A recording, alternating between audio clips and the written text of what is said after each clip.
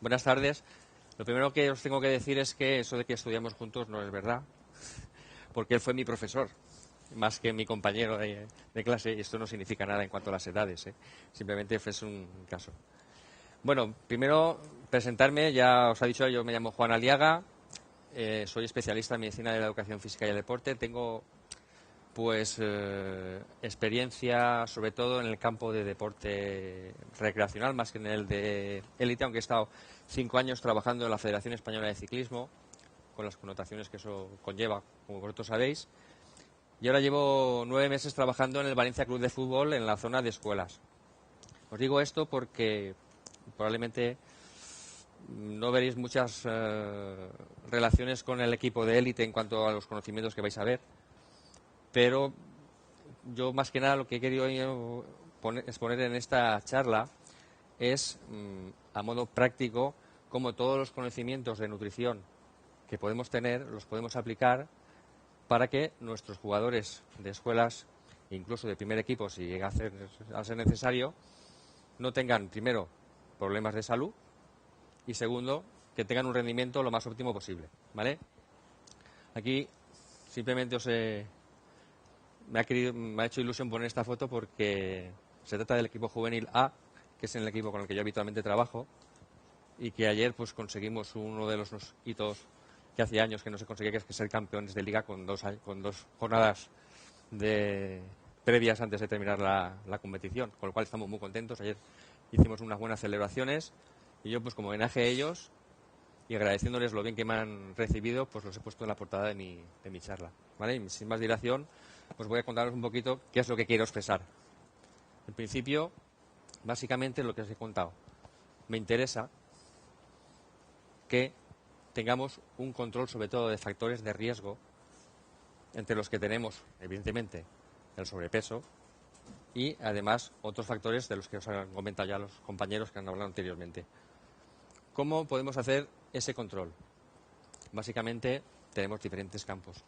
Primero son analíticas sanguíneas, controles cardiológicos, otro tipo de controles médicos, pero de lo que a mí me han dicho que hable, básicamente, es del tema nutricional, en general. ¿Cómo conceptúo yo el tema nutricional? Bueno, pues vamos a ver. Básicamente cosas que tengo que controlar en mis jugadores. ¿Qué puedo yo controlar nutricionalmente de mis jugadores?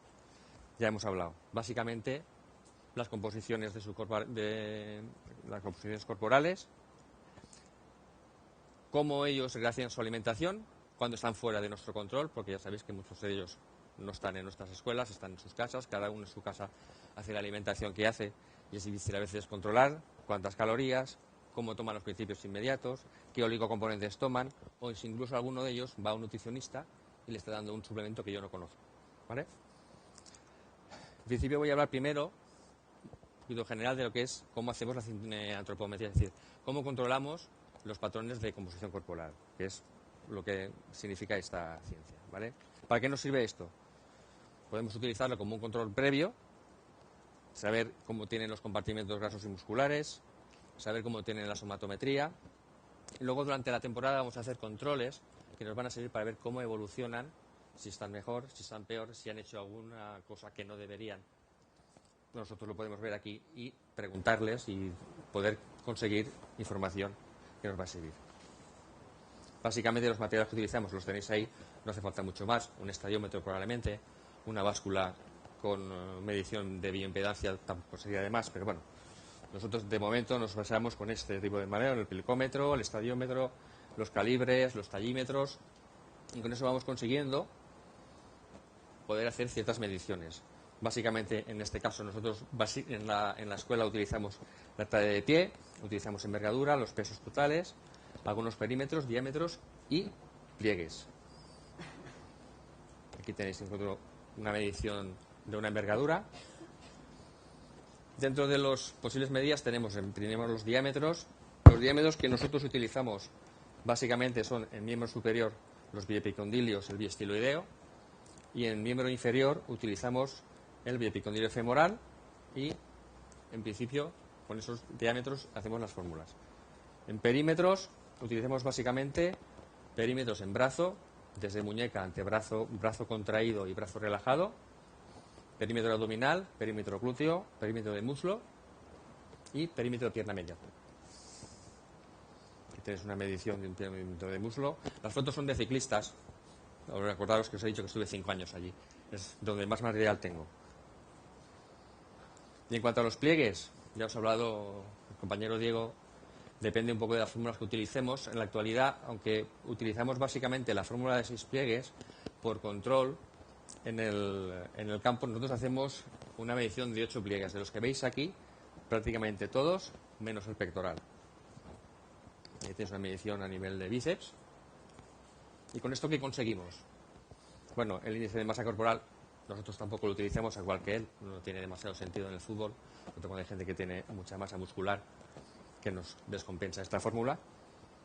Y después utilizamos los porcentajes y la somatocarta, es decir, el balanceo de los diferentes componentes, endomórfico, mesomórfico y ectomórfico. No porque nos den una información científica grande, sino porque es fácil y visual para el deportista explicarle cómo está evolucionando.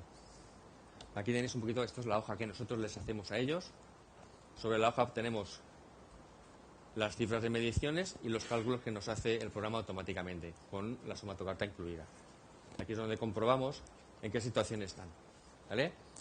No tan importante es el punto que sí que tiene cierta importancia en el sentido de que tenemos unas medias por tipo de deporte, por tipo de actividad, por tipo de posición en el campo. Pero básicamente de esto importa evolución al cabo del año. Bueno, ¿qué otras cosas podemos contar aquí? Una vez tenemos controlado cómo está nuestro deportista, vamos a ver cómo podemos influir en su alimentación, básicamente esto de la nutrición.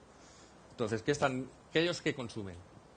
Básicamente, cosas que les sirven para hacer ejercicio, combustible, gasolina, cosas que les ayudan a recomponer todo aquello que destruimos durante el esfuerzo. Material de construcción, ladrillos, ¿vale? Y todo esto puede variar en función de la práctica que hagan, en función del momento de la temporada, en función de la posición en el campo, qué actividad más importante tienen. Total, una vez sabemos esto, nos encontramos con que en su casa uno es vegetariano, otro tiene un amigo que le ha dicho que tenía que hacer una dieta Durkheim, otro le ha dicho que la paleodieta para los deportistas es mucho mejor que la dieta equilibrada, porque hay unos estudios que lo han demostrado. Y tú dices, bueno, ¿y ahora qué hago yo aquí con todo esto? ¿Cómo rebalanceo toda esta información? ¿Cómo consigo qué es lo que mejor les va a funcionar? No lo sabemos, pero como hay mucha información científica, podemos tirando hacia adelante con lo que tenemos. En principio, vamos a hablar un poquito de principios inmediatos. Sabemos que existen carbohidratos, que son simples o complejos, que tienen en función de su absorción lo que nosotros llamamos un índice glucémico mayor, los azúcares simples, o menor, los azúcares complejos, con sus ventajas e inconvenientes que ya os han comentado los compañeros, que en nuestro campo las necesidades aproximadas varían un poco en lo que él ha dicho, pero están entre 8 y 10 gramos por kilo. Básicamente nos interesan más los complejos, y tenemos que tener mucho en cuenta el índice glucémico. Es verdad esto, pero con matices. Sabemos que hoy en día, con teorías de programación nutricional, el aporte de hidratos de carbono con índice glucémico alto en los periodos inmediatamente posteriores del esfuerzo parece tener una incidencia positiva en la absorción de estos carbohidratos y en la absorción de proteínas por efecto de la insulina. Ahí tenéis una tabla sobre diferentes productos y su índice glucémico, desde la glucosa, que evidentemente es el 100, hasta otros. Proteínas, los ladrillos, ¿de acuerdo? Pero algo más que los ladrillos, existen como base de construcción muscular, pero también están en funciones reguladoras, tanto enzimas como hormonales, e incluso en casos de depleción o en casos de ejercicios mal planificados, como él ha contado, como material de energía por la neoglucógenesis. Aquí sabéis que el aporte habitualmente que se calcula son 4 calorías por gramo de proteína. Los hay de alto valor biológico, básicamente los de origen animal, y luego los de bajo valor biológico, que se decía antes, que son proteínas básicamente vegetales, pero que tienen mezcladas pueden tener tanto valor biológico como una proteína de origen animal. Las raciones, él os hablaba de unas, mis cifras varían un poquito, las recomendaciones actuales pasan, sobre todo en ejercicios con cierto nivel de trabajo de fuerza por encima de los 2 gramos por kilo. En población normal estábamos en los 0,8, 0,7, como yo estudiaba, después pasamos a 1. Yo he oído hablar de 3 y 4 gramos por kilo en gente que trabajaba con Julián a veces, gente con mucho trabajo muscular, pero ya con problemas a nivel de nitrógenos, que es un problema importante. Las raciones recomendadas son estas y luego, evidentemente, tenemos que tener en cuenta que en muchos suplementos hoy en día están bien porque se utilizan bastante como ayudas ergogénicas, sobre todo para recuperación post-ejercicio, como él os decía. Y luego las grasas, de las que ya os ha hablado el doctor Ferrero, aparte de sus efectos como aporte energético con 9 gramos por kilo, tiene los diferentes tipos. Básicamente las que más nos van a interesar son los mono o poliinsaturados. Pueden ser, o se utilizan por el organismo en combustible de larga distancia, sobre todo en cargas bajas, como ya os han explicado anteriormente, por el mecanismo de beta-oxidación. Los porcentajes, ahí os he puesto yo porcentajes, la verdad son un poquito exagerados en cuanto a por debajo. En el deporte que yo estoy trabajando actualmente, en el fútbol, las medias hablan de sobre el 10% de grasa. Existen publicaciones alrededor del 15% de población general en hombres y del 20% en mujeres. Yo actualmente, probablemente en deportistas de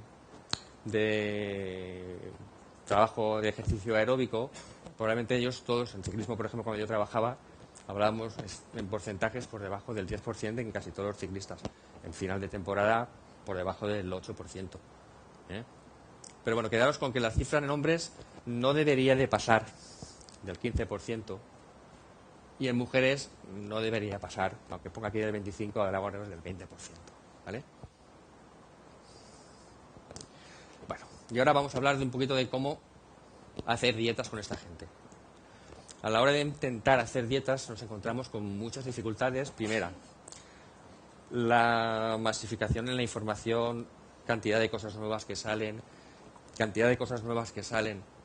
que no sabes de dónde salen, donde no hay una base científica, donde no hay una bibliografía, donde te dice que hay un producto que es fantástico, que va a evitar la sensación de hambre, pero que luego te dice el mismo investigador que no basta solo con comerlo, sino que hay estudios, que no hay demasiados estudios que lo puedan demostrar.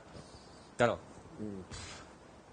¿por dónde tiramos? Eso es, por lo menos para mí, que mi formación en medicina del deporte es relativamente escasa en el tema de la nutrición, pues me ha llevado a muchas dudas, ¿vale? Y he intentado solventar todas estas dudas. ¿Cómo podemos variar nuestro trabajo en cuanto a la elaboración de las dietas de un deportista en fútbol? Primero, hemos de tener en cuenta en qué momento de temporada está. No es lo mismo al principio de temporada, donde el trabajo aeróbico está siendo masivo, que al final de temporada, donde los trabajos mixtos o anaeróbicos con trabajo de fuerza y específico de la actividad van a hacer que tengamos que modificar un poquito lo que van a hacer. El tipo de actividad, que está relacionado. Y, sobre todo, es importante intentar, por lo menos, individualizar. Aunque trabajemos con grupos de 20 jugadores, es importante que en los que veamos algún problema, intentemos, por lo menos, individualizar y hacer un trabajo específico con él. Es difícil, ¿eh? Yo, por ejemplo, ahora estoy con 700 personas trabajando a la vez y la verdad es que se te amontona un poquito la faena a veces, pero bueno, hay que hacer de tripas corazón y cuando ves uno que está sobrepesado hay que decirle, vente para acá y vamos a hacerte un estudio nutricional con calma, como lo que dices tú, ¿eh? Vamos a ver, ¿cómo trabajamos allí? Pues cuando tenemos algún problema de algún jugador. Primero, como él decía, vamos a calcular sus necesidades. Las necesidades son las que nos muestra la antropometría, los que nos muestra la actividad que él hace, básicamente en este caso son mixtas, y las horas de actividad que realiza, las horas de descanso que realiza, y con todo ello sabremos las calorías que teóricamente esta persona tiene que consumir al cabo del día para mantenerse, pensando que es un deportista que está bien, o para tener una base donde disminuir, pues si tiene un poco de sobrepeso. En nuestro caso siempre es un poco de sobrepeso, son deportistas. A lo mejor es un deportista que le sobra un 2% de grasa, no es una persona sobrepesada. Bueno, lo siguiente, cálculo de la ingesta habitual. Hay diferentes métodos. Lo habitual es la encuesta nutricional, como él la hace. Nosotros lo hacemos allí habitualmente semanal, donde tenemos especial incidencia en que nos comenten los líquidos que toman, porque la mayoría de nuestros deportistas se hidratan fatal. Las salsas o aliños que meten en los productos, porque normalmente no te las ponen, y es donde casi siempre nos aumentan las calorías de forma exponencial. Con eso conseguiremos cuántas calorías se meten al cuerpo. Intentaremos, si podemos, calcular con algún tipo de ayuda informática cuántos porcentajes tienen principios inmediatos diferentes, oligomentos o vitaminas. Y después vemos las diferencias que habrán entre el cálculo que hemos hecho primero y lo que nos sale. Bueno, entonces, ya tenemos cantidades que te debería de tomar, cantidades que toma, o cantidades que toma, o cantidades que toma. Depende, ¿no? Ahí vamos a trabajar. Necesidades. Podemos necesitar mantener, aumentar o disminuir. Tenemos cualquiera de las posibilidades. Entonces deberemos de intentar repartir las calorías en las diferentes comidas. Sabéis que nos interesa básicamente que intenten hacer 5 ingestas diarias, a veces hasta 6, dependiendo de la actividad y cuando hacen el entrenamiento, de si necesitan una suplementación o no. La mayoría sí que las necesitan, pero la mayoría, también os lo digo, no lo hacen, por lo menos en mi equipo, hasta que yo me ponga chulo. Y luego necesitamos saber eso, las necesidades por diferentes principios inmediatos. Aquí, desde que yo empecé a estudiar esto, ha cambiado tremendamente. Cuando yo estudiaba, hablábamos de un 60% de carbohidratos, hablábamos de un 65%, hablábamos de un 10 a 15% de proteínas y el resto de grasas. Hoy en día, digamos que se está reduciendo algo en carbohidratos. Me imagino que tiene que ver mucho con toda la mala publicidad que tienen, ¿vale? Y para no meternos en el Durkheim con el 20 o en el 0, pues digamos que vamos intentando reducir, pero sin reducir demasiado. Entonces, actualmente estamos sobre el 50-55% de necesidades de carbohidratos, entre el 15 y 20 en proteínas. Intentaremos que ese 15 o 20 coincida con los 1 o 2 gramos y medio por kilo de peso que habíamos hablado antes, y 30% de grasas aproximadamente. Hoy en día hay otros sistemas un poquito más avanzados, como el de programación nutricional, que incluso habla de cifras por debajo del 50% en carbohidratos. Bueno, sobre todo porque tienen un aporte importante de proteínas. Si me da tiempo, que no sé si me dará, os explicaré por qué. Bueno, cuando eso lo hemos hecho así, el método habitual, que es el que hemos utilizado hasta ahora, era intentar explicar a todo el grupo, o por grupos, por equipos, cuáles son los ideales de la nutrición para que tengamos luego menos problemas de añadir o disminuir cosas. Entonces, nosotros les entregamos unos principios generales donde les explicamos primero que tienen que hacer 5 comidas al día, en las comidas intermedias unas comidas, digamos, ligeras, pero luego importante y fundamental, el desayuno, lo que hemos hablado, el que no se hace nunca, el que no hacemos ni nosotros, ¿vale? La comida es fundamental del deportista, que tiene que aportar una gran cantidad de hidratos de carbono para el esfuerzo diario, intentar que sean de lo que hemos hablado, de índice glucémico bajo, recomendarle también mucho líquido y darle un tiempo al... ¿Dónde está el puntero? Aquí. Darle un tiempo al cuerpo, unas 2 horas, para el comienzo de la actividad física, para que todos los líquidos que estamos tomando aquí, en forma de zumos, en forma de lácteos, en forma de agua, los podamos eliminar antes de ponernos a hacer actividad física, ¿de acuerdo? Y después enseñarles a que tienen que comer pausadamente, que tienen que salivar bien, etcétera, etcétera. Comidas. Si os dais cuenta, verdura, fruta, carbohidratos de índice glucémico medio o bajo y una reacción proteica mediana, sin pasarse, para intentar, sobre todo los que entrenan por la tarde, que el aporte proteico sea mejor por la tarde, por la noche. Entre medias, o bien las meriendas o almuerzos, o bien las almuerzos suplementos con batidos proteicos o carbohidratados, ¿vale? Entonces, veis que es algo sencillo, algo que se puede hacer perfectamente, pero que el 80% de los chavales jóvenes que tenemos ahora no hace. Ni les gustan las ensaladas, ni comen verdura por la noche, comen alimento preparado, alimento frito, que es lo que les gusta y que además es lo que le dan a consumo en casa, porque encima lo más fácil es que es un problema importante esto, ¿vale? Pero no es el único problema, tenemos más problemas. El primero, ahí tenéis. Actualmente existen legislaciones en España donde limitan la posibilidad de realizar estudios o planes dietéticos a una entidad profesional concreta, ¿vale? Nosotros, que muchos de nosotros hemos estado haciendo dietas durante muchos años, además de que ahora existe esta limitación, encima es que esto lleva su tiempo y no tenemos tiempo de hacerlo, ¿vale? Después existen una serie de problemas a nivel de poder gestionar toda esta información que hasta ahora prácticamente no teníamos solucionado. Y por fin, el último problema de los más gordos, el problema es que los planes que les organizamos a nuestros deportistas prácticamente tienen una bajísima adhesión, no se enganchan, se aburren, los abandonan, ¿vale?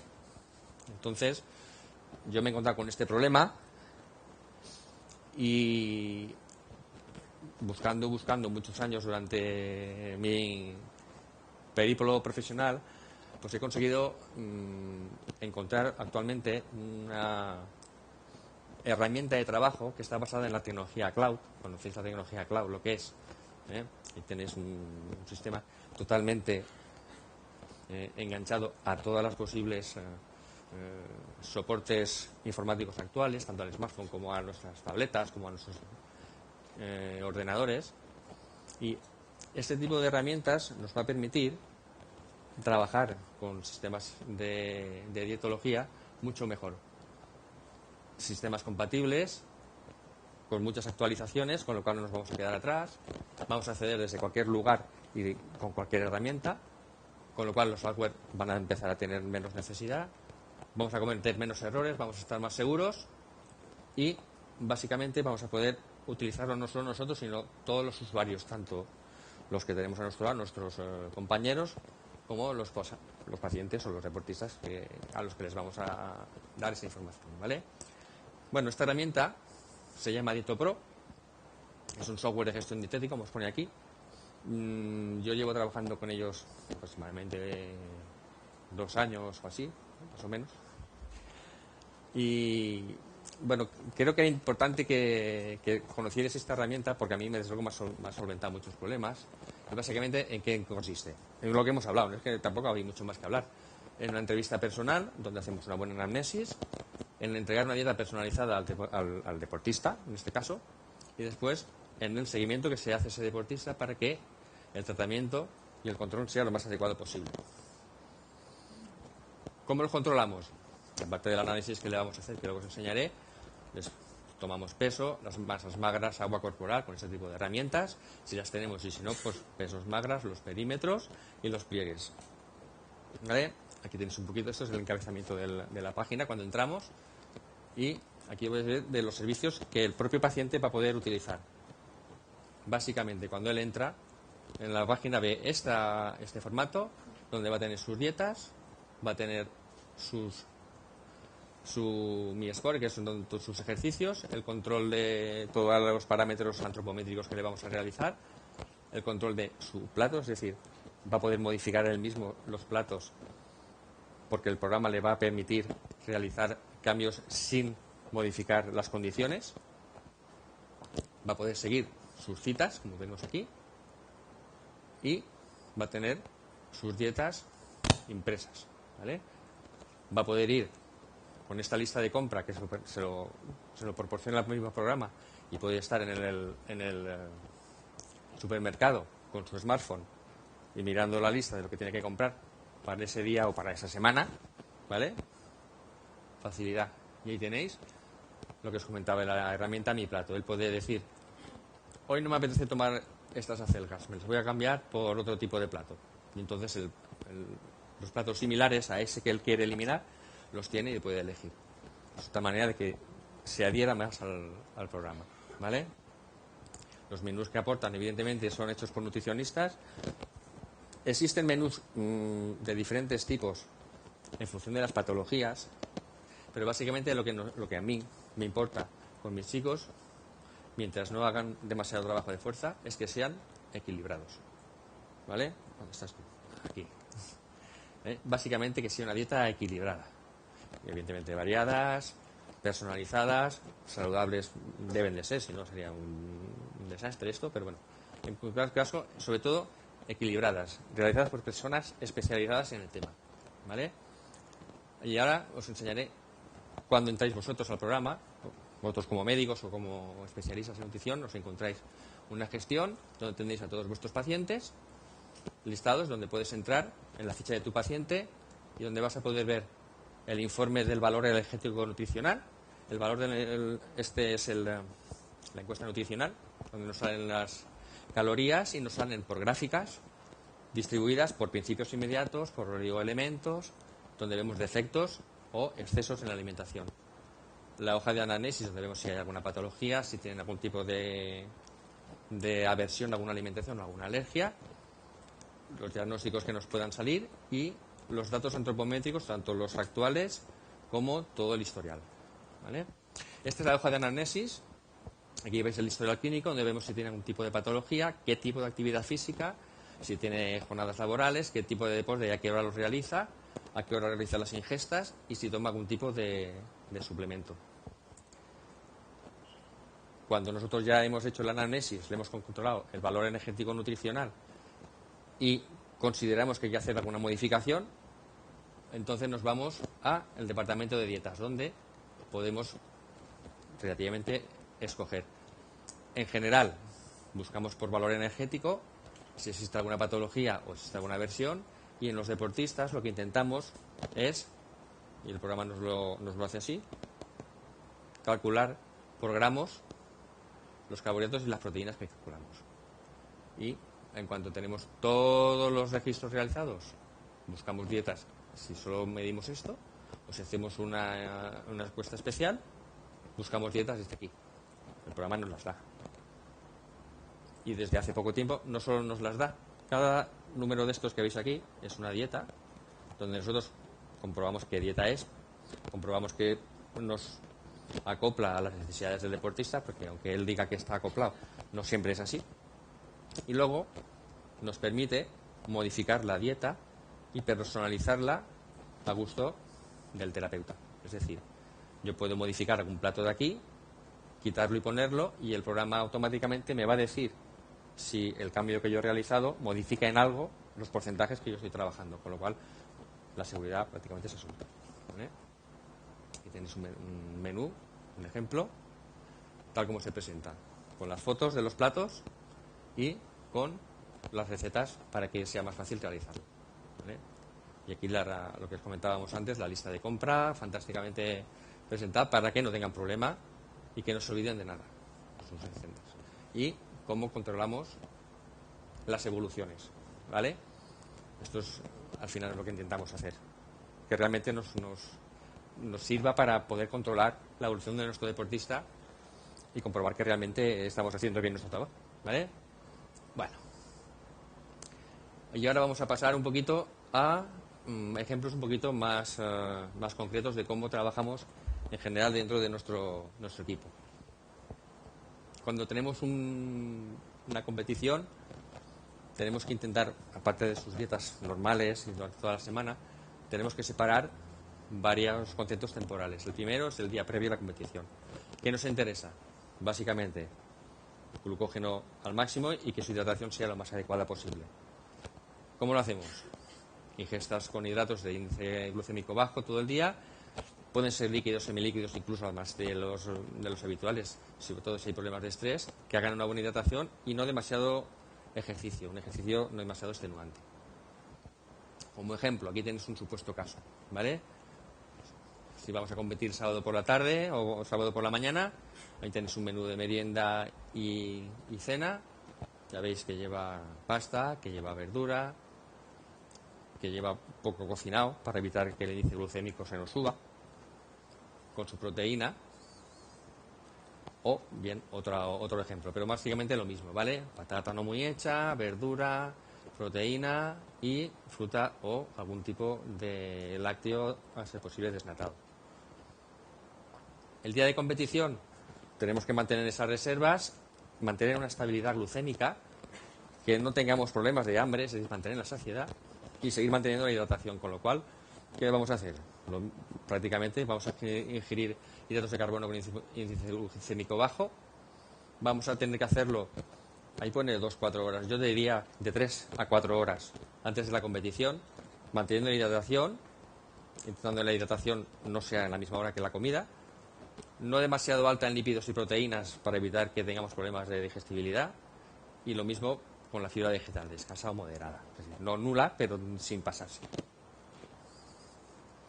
En el ejemplo que os estábamos poniendo, imaginaos que la comida sería el desayuno, ¿vale? Pues ahí tenéis un desayuno fuerte, con su leche, con su pan integral, con las lonchas de proteína, las lonchas de atún, un poquito de aceite, sin pasarse, tortillas con bastante claras para tener proteína, y un poquito antes de la competición, para intentar mantener los niveles, alguna fruta rica en carbohidrato, ¿vale? O algún fruto seco. Ahí tenéis, antes del partido, importante, beber bien bebido, bebidas isotónicas que nos mantengan un poquito en la homeostasis a nivel intestinal y que la absorción sea adecuada, de 200 a 300 mililitros, intentarlo hacer en varias tomas para que el vaciado gástrico sea adecuado y no nos encontremos con dispepsias antes de salir al campo.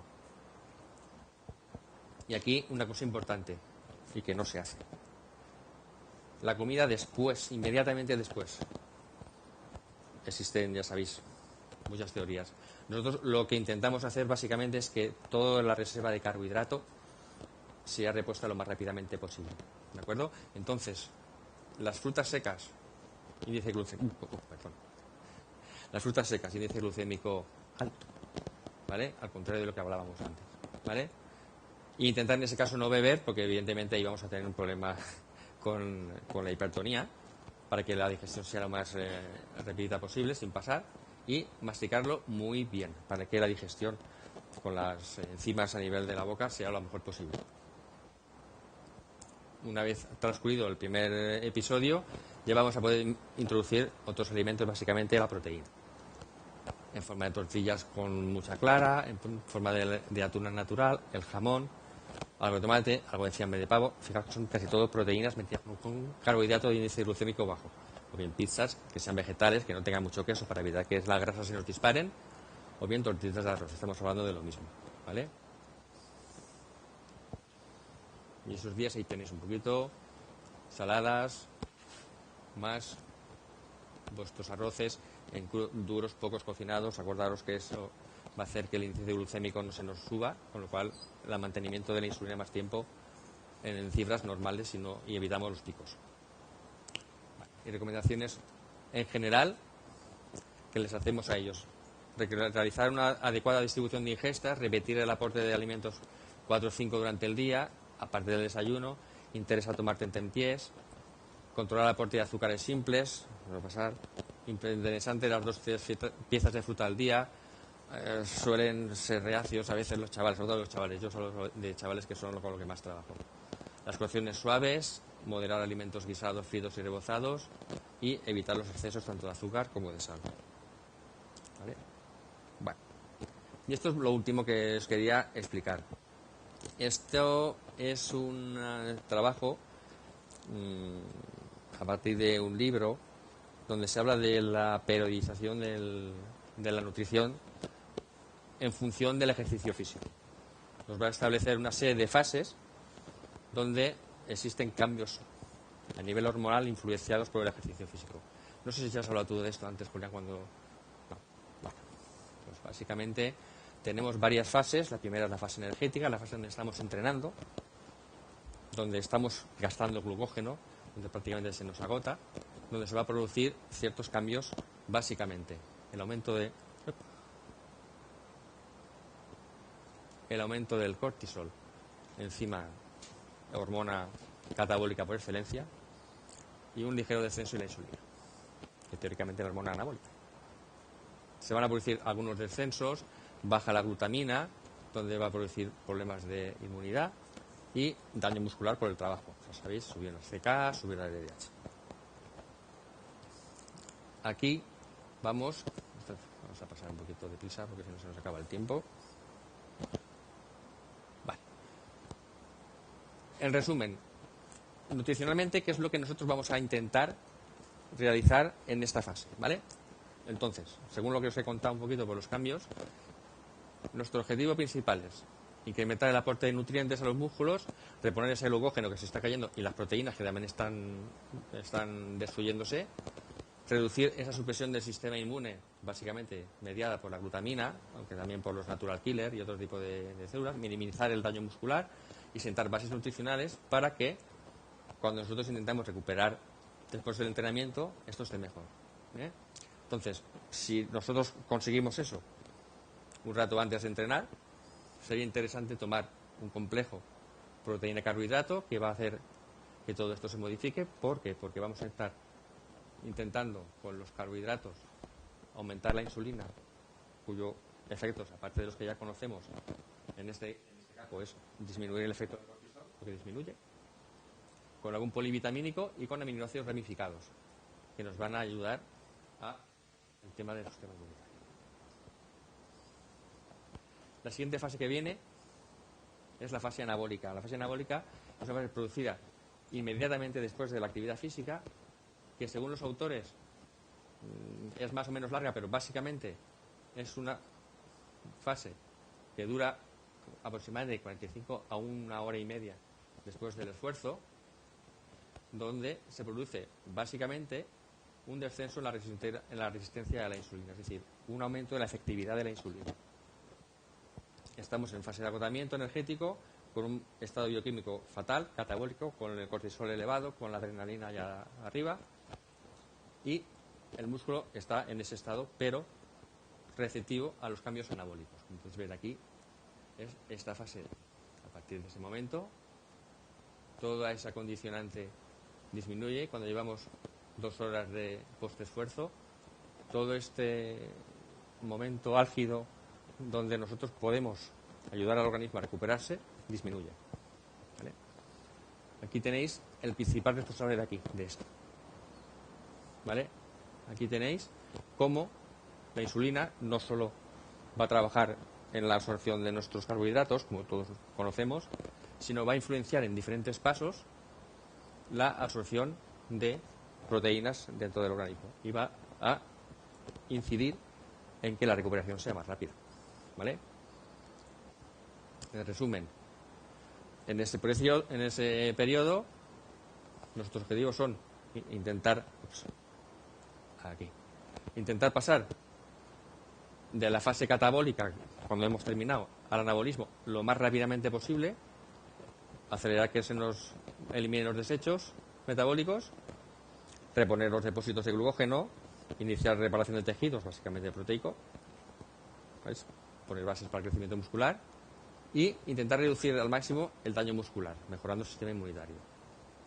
Estudios dicen que el complemento o suplemento ideal para ese momento sería un complejo 60-30 entre proteínas y carbohidratos, con adición de creatina, polivitamínicos, glutamina, que nos va a favorecer también el tema de la inmunidad, y de nuevo 10 gramos de aminoácidos ramificados.